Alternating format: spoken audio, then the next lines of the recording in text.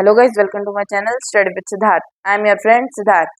Friends, हमने हमारे last video यानी महाभारत के पार्ट नंबर 33 यानी 33 में पढ़ा था कि युधिष्ठिर को जिंदा पकड़ने की कोशिश में कोशिश में विफल हो जाने मतलब जब उनको सफलता प्राप्त नहीं हुई तो अंत में उन्होंने यही निश्चय किया कि युद्ध के लिए अर्जुन को ललकार के दूर लेके जाएंगे, फिर युधिष्ठिर को पकड़ेंगे। पर उसमें भी वो विफल रहे। और हमने पिछले चैप्टर में ये भी देखा कि भगदत्त को बहुत बुरी तरीके से मारा भी गया था। अगर आपने ये चैप्टर नहीं देखा है तो इसका लिंक जो है डिस्क्रिप्शन में दे रखा है, आप जाके देख सकते हैं। अच्छा फ्रेंड्स, आपको एक बात बतानी थी। जो हमारे चैप्टर नंबर 29 से है ना स्टार्टिंग, अब जो हमारे चैप्टर नंबर 29 से लेके अब तक और आगे जो भी पार्ट रहेंगे, आपको वहां से कम कंटिन्यूएशन रखना होगा सभी चैप्टर्स का। नहीं तो आप कुछ समझ नहीं पाएंगे, क्योंकि महाभारत का जो युद्ध था उसका फर्स्ट डे था हमारा चैप्टर नंबर 29 में, और अब चैप्टर नंबर 34 आ गया। आज हम हमारा अभिमन्यु अभिमन्यु से रिलेटेड वाला चैप्टर पढ़ने जा रहे हैं। तो मान लीजिए 13वां ही दिन है, ठीक है। तो आप वहां से आप सारे चैप्टर एक बार देख लीजिएगा, और मैं चैप्टर नंबर 29 का एक बार लिंक डाल दूंगा। फिर उसके बाद आप चैनल को अगर आपने सब्सक्राइब कर रखा है तो आप कंटिन्यूएशन में देख सकते हैं। ओके, और अगर आपने अब तक हमारे चैनल को सब्सक्राइब नहीं किया है तो आप अभी जाके कर सकते हैं, जिससे आपको हर नई वीडियो का नोटिफिकेशन सबसे पहले मिले।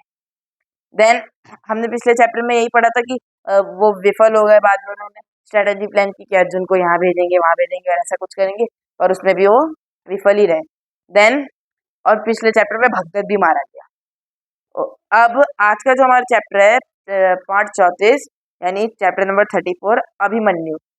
फ्रेंड्स, अभिमन्यु अगर आपने थोड़ी बहुत भी आपने महाभारत देख रखी है, आपको थोड़ी बहुत भी नॉलेज है उसकी पहले से, तो आपको इतना तो पता ही होगा कि अभिमन्यु कौन था। अर्जुन का बेटा था, ठीक है। जब अर्जुन का बेटा था अभिमन्यु। एंड सेकेंड सिंह, उसको उन लोगों ने बहुत ज्यादा बुरी तरह से मारा था। 7-8 लोगों ने उसको घेरा था, उसके बाद मारा था। मतलब उसके ना सब पूरी तरह अन्याय किया गया था। फल तो बाद में सबने भोगा था, फिर भी उसके साथ जो किया था उन्होंने बहुत गलत किया था। हमको बस इतना पता है कि वो चक्रव्यूह में फंस गया था, फिर बाद में उसकी मृत्यु हो गई थी और ऐसा कुछ। अब उस प्लेस पे एट द टाइम हुआ क्या था ये हमको नहीं पता क्लियरली। तो आज के चैप्टर में हम यही जानने वाले हैं कि उधर हुआ क्या था जो अभिमन्यु की इतनी बुरी तरह मृत्यु हो गई, ठीक है। देन और हम कंटिन्यू करते हैं हमारे चैप्टर नंबर 34 को। 13वें दिन भी संक्षिप्त ने अर्जुन को युद्ध के लिए ललकारा। वही त्रिगर्तों ने अर्जुन को युद्ध के लिए ललकारा। अर्जुन ने भी चुनौती स्वीकार करके उनके साथ लड़ता हुआ साउथ साइड यानी दक्षिण दिशा की ओर चला गया। देन साउथ साइड मतलब ये नहीं कि साउथ इंडिया साउथ अफ्रीका वो वाला साउथ नहीं, जो कुरुक्षेत्र था उसके साउथ हिस्से, ठीक है। देन सही जगह पे पहुंचने पर अर्जुन और संक्षिप्तकों के बीच में संग्राम छिड़ गया। मतलब जहाँ पे उनको सही जगह पहुंचे वो लोग, फिर उनके बीच में युद्ध छिड़ गया। और जैसे ही अर्जुन दक्षिण ओर चला गया मतलब साउथ की ओर चला गया, तो द्रोणाचार्य ने वहां पे चक्रव्यूह की रचना करी और युधिष्ठिर पर धावा बोल दिया। मतलब चक्रव्यूह एक स्ट्रेटेजी होती है जो एक चक्र की तरह होता है, गोल गोल होता है। मेरे को भी उसके बारे में एग्जैक्ट नॉलेज नहीं है, बट उसके अंदर भूल भुलैया टाइप होता है, ओके। और उसको भेद के अंदर जाना ही बहुत मुश्किल होता है, उसमें बहुत सारी लेयर्स लगी होती हैं। अगर बाय चांस आप अंदर घुस गए तो आपको लेयर बाय लेयर लड़के आगे जाना होगा। उसके बाद सेंटर में जो होता है मेन योद्धा होता है। मतलब ये मेरा हाथ अगर इतना एरिया पूरा है तो उसका जो सेंटर होगा वहां पे होता है मेन योद्धा, ठीक है। तो ऐसे ही अब द्रोणाचार्य ने चक्रव्यूह की रचना करी और युधिष्ठिर पे धावा बोल दिया। देन युधिष्ठिर की ओर से, अब सुनिए, युधिष्ठिर की ओर से इतने सारे वीर मैं आपको बताऊंगा।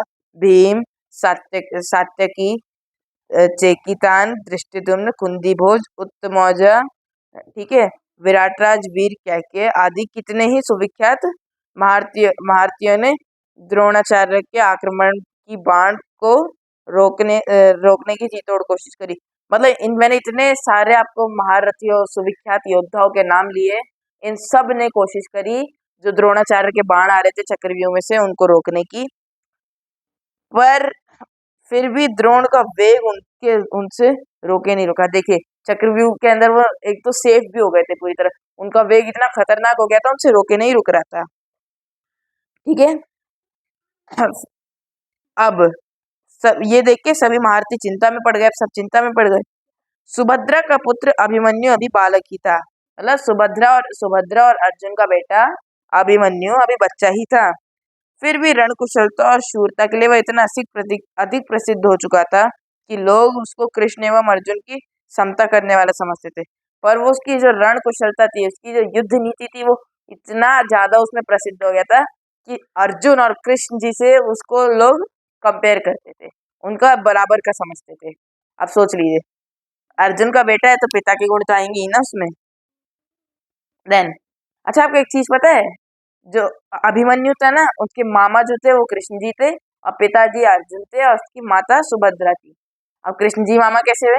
क्योंकि कृष्ण जी की जो बहन थी उनका नाम सुभद्रा था। देन अब कंटिन्यू करते हैं। युधिष्ठिर ने फिर इस वीर बालक को बुला के कहा, मतलब अभिमन्यु को उन्होंने बुला के बोला युधिष्ठिर ने कि बेटा, द्रोण के रचे हुए चक्रव्यूह को तोड़ना हमारे और किसी वीर से हो ही नहीं सकता। मतलब जो देखिए, मैंने बोला था ना, उसको भेद के अंदर जाना पड़ता है। तो जो द्रोणाचार्य ने चक्रव्यूह रचा है, उसको तोड़ना हमारे से किसी के बस की बात नहीं है। अकेले तुम ही ऐसे हो जिसको वो व्यू तोड़ना आता है। ठीक है, तो क्या तुम द्रोण की सेना पे आक्रमण करोगे? ऐसा युधिष्ठिर पूछते हैं। ये सुन के अभिमन्यु बोला कि महाराज, मेरे को इस चक्रव्यूह में प्रवेश करना तो आता है, पर अगर प्रवेश करने के बाद अंदर कोई संकट आ जाए तो मुझे बाहर निकलना नहीं आता।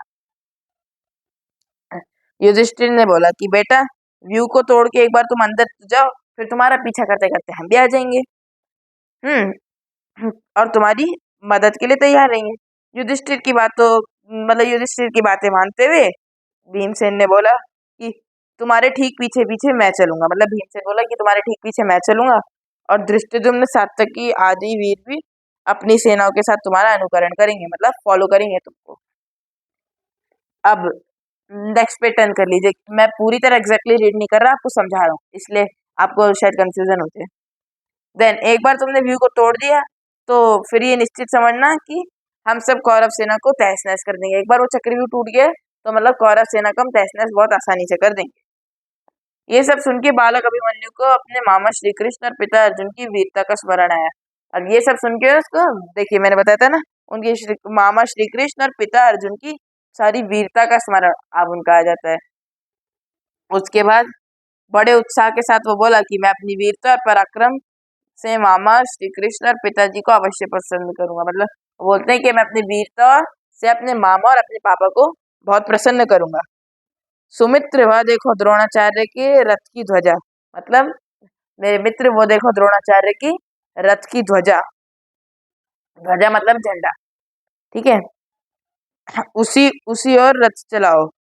सुमित्र मतलब सुमित्र नहीं, समझ रहे हैं ना आप, उसके सारथी का नेम हो सकता है। फ्रेंड्स देखिए, अभी मैं कंफ्यूज हो गया था थोड़ा सा। यहाँ पे जो दे रखा है ना सुमित्र, हाँ, तो ये सुमित्र नाम है किसका? अभिमन्यु के सारथी का। मतलब जो अभिमन्यु का रथ चला रहा था उसका नाम था सुमित्र। ठीक है, तो बोलता है अभिमन्यु की, सुमित्र वो देखो द्रोणाचार्य की रथ की ध्वजा उसी और रथ ले चलो, जल्दी करो। अपने सारथी को उत्साहित करते हुए अभिमन्यु ने कहा और सारथी ने उसी ओर रथ चलाया। मतलब अपने सारथी को अभिमन्यु ने उत्साहित करते हुए बोला और सारथी फिर उसी ओर चलने लगा। अभिमन्यु की आज्ञा मान के फिर सारथी ने वहां पे रथ बढ़ा दिया। कौरव सेना में हलचल मच गई कि अरे बाप रे बाप, अब अभिमन्यु आ गया, उसके पीछे सभी पांडव वीर भी आ रहे हैं। द्रोणाचार्य के देखते देखते उनका बताया गया व्यू टूट गया।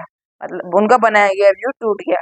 द्रोणाचार्य के देखते देखते देखते वो व्यू तोड़ दिया अभिमन्यु और उसके अंदर घुस गया। कौरव वीर एक एक करके अभिमन्यु का सामना करते आते और इस प्रकार कूच जाते जैसे कि आग में पकड़कर पतंगे भस्म हो जाती हैं।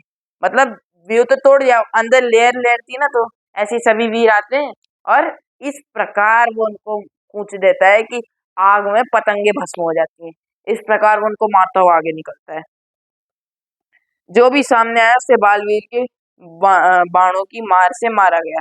मतलब जो भी सामने आता था उसको अभिमन्यु मार देता था। ठीक है, जैसे कि पहले तय हुआ था, पांडवों की सेना अभिमन्यु के पीछे पीछे चली और जहां से व्यू तोड़ के अभिमन्यु घुसा था, वहीं से व्यू के अंदर प्रवेश करने लगी। मतलब जैसा कि उन लोगों ने तय किया था कि पांडव सेना उनके अभिमन्यु के पीछे पीछे आएगी। तो जहां से व्यू टूटा था, मतलब जो उनका चक्रव्यूह था जहां से वो टूटा, उस एरिया से पांडव सेना भी अंदर घुसने लगी। ये देख के सिंधु देश का पराक्रमी राजा जयद्रथ, जो धृतराष्ट्र का दामाद था, मतलब सिंधु देश का पराक्रमी राजा जो जयद्रथ, जो धृतराष्ट्र का दामाद था, यानी बेटी का हस्बैंड, धृतराष्ट्र की बेटी का जो हस्बैंड था, वो अपनी सेना लेके पांडव सेना पर टूट पड़ा। जयद्रथ ने ऐसी कुशलता और बहादुरी से ठीक समय पर व्यू की टूटी हुई किलेबंदी को फिर से पूरा करके मजबूत बना दिया, कि जिससे पांडव सेना ही बाहर ही रह गई। मतलब अब वो एकदम सही टाइम पे जयद्रथ की सेना उन पांडवों पे टूट पड़ी, और क्या किया उसने, जो उनका व्यू था ना टूटा हुआ, उसको वापस बंद कर दिया, जिससे पांडव बाहर ही रह गया, अभिमन्यु व्यू के अंदर अकेला रह गया।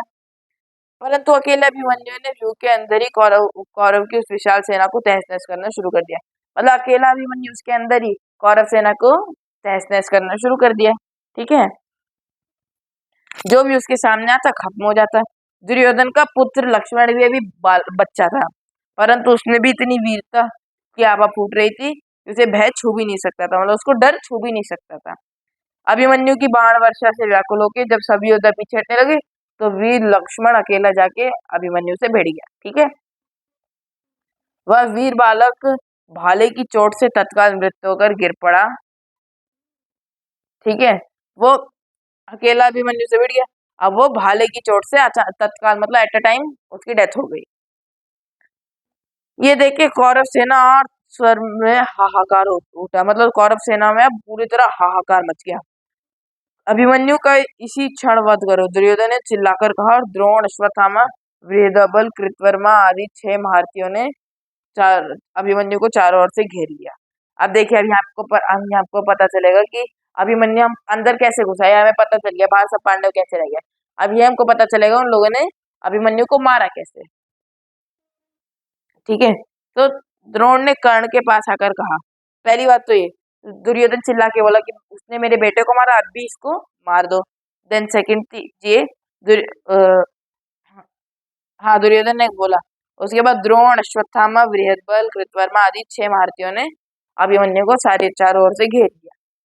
फिर द्रोण ने कर्ण के पास आकर बोला कि इसका कवच भेदा नहीं जा सकता, मतलब जो इसका कवच होता है उसको भेदना संभव है, वो भी नहीं भेदा सकता। ठीक से निशाना साध के इसके घोड़ों की रास काट दो, मतलब ठीक से निशाना लगा के इसके घोड़ों को मार दो। जो रास होती है, वो जो होता है ना, रस्सी जैसा होता है रबड़ का, जिससे वो घोड़ों को मारते हैं फिर वो भागते हैं, तो वही होती है रास, जिसको काटने को बोला। और पीछे की ओर से इस पे अस्त्र चला, और पीछे से इस पे मारो, आगे से नहीं। कर्ण ने यही किया, पीछे की ओर से बाण चलाए, अभिमन्यु का धनुष कट गया, घोड़े और सारथी भी मारे गए, वह रथविहीन हो गया। रथविहीन मतलब उस पे अब रथ नहीं था, वो बिना रथ का योद्धा बन गया। तुरंत अभिमन्यु ने टूटे हुए रथ का पहिया हाथ में उठा लिया और उसे घुमाने लगा। अब तुरंत उसने जो टूटा हुआ रथ था उसका पहिया उठा के घुमाने लग गया। इस समय अभिमन्यु भयानक युद्ध कर रहा था, इस समय भी वो भयानक युद्ध कर रहा था।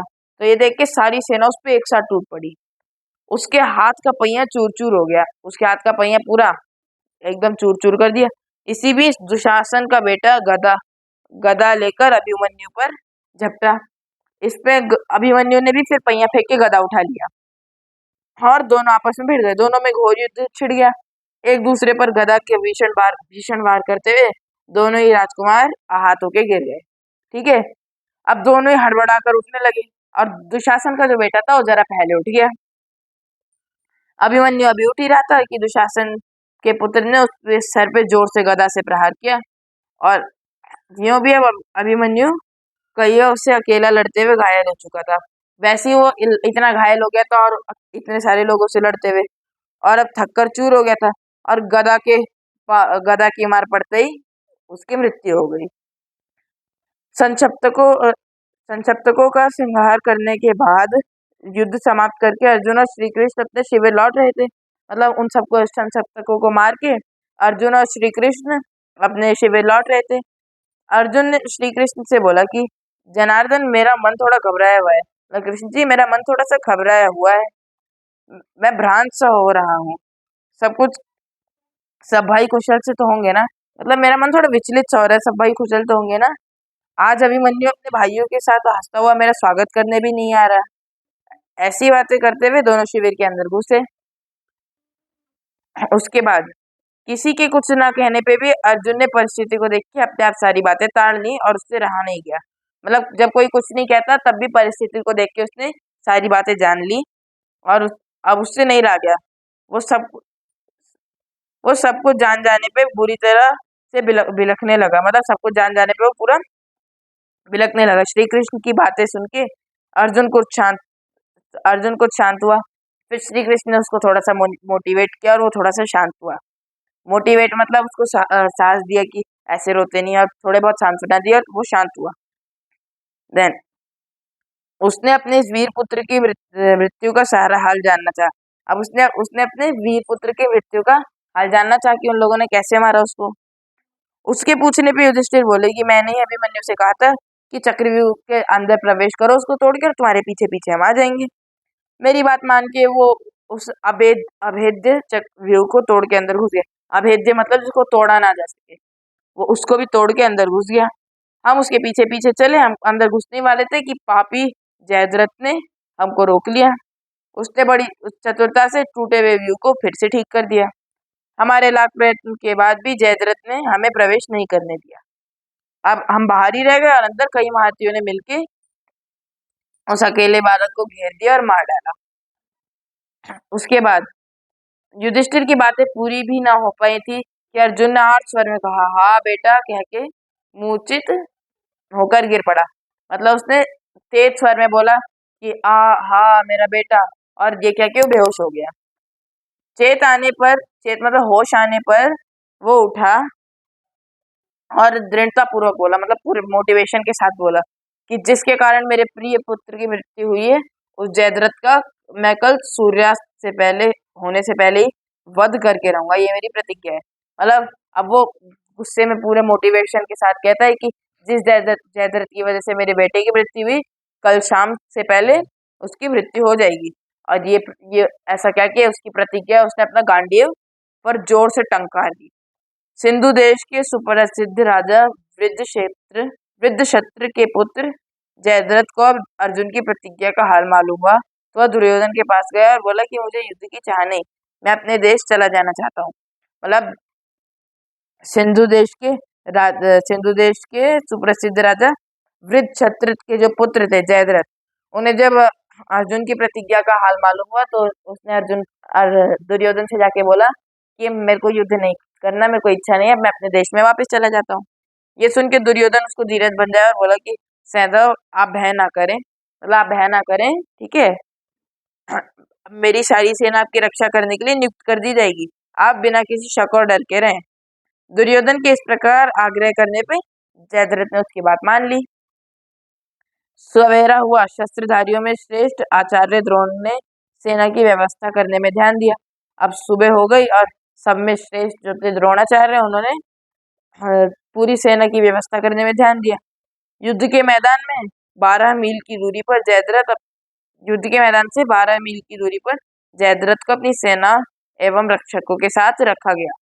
12 मील की दूरी जो थी, मतलब 12 मील की दूरी पे युद्ध क्षेत्र से उसको रखा गया, जयद्रथ को, रक्षकों और उसकी सेना के साथ 12 मील की दूरी पे रखा गया। मतलब मैंने आपको स्टार्टिंग में बताया था कि इसमें मतलब वो तो योजन बताया था, फिर भी अगर 12 मील हम देखें तो होता है 1.6 किलोमीटर एक मील में, और 1.6 किलोमीटर एक मील में होता है, तो उसको अगर आप 12 से मल्टीप्लाई करेंगे कितना आएगा?